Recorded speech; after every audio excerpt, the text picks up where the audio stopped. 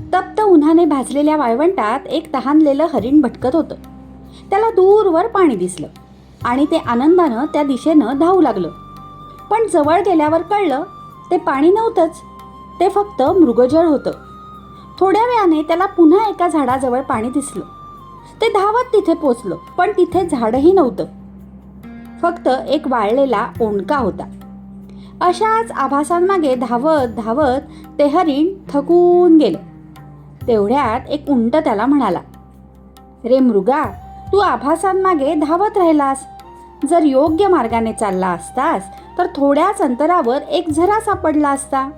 म्हणजेच काय तर डोळ्यांना दिसणारं सगळं सत्य नसतं.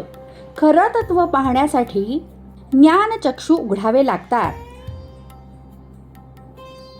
म्हणूनच समर्थ रामदास म्हणतात, असे सार साचार ते चोरिलेसे, इही लोचनी पाहता दृश्य भासे. निराभास निर्गुण ते आकळेना, अहंता गुणे कल्पिताही कळेना. श्रीराम. कधी कधी आपणही आयुष्यभर मृगजळामागे धावत राहतो.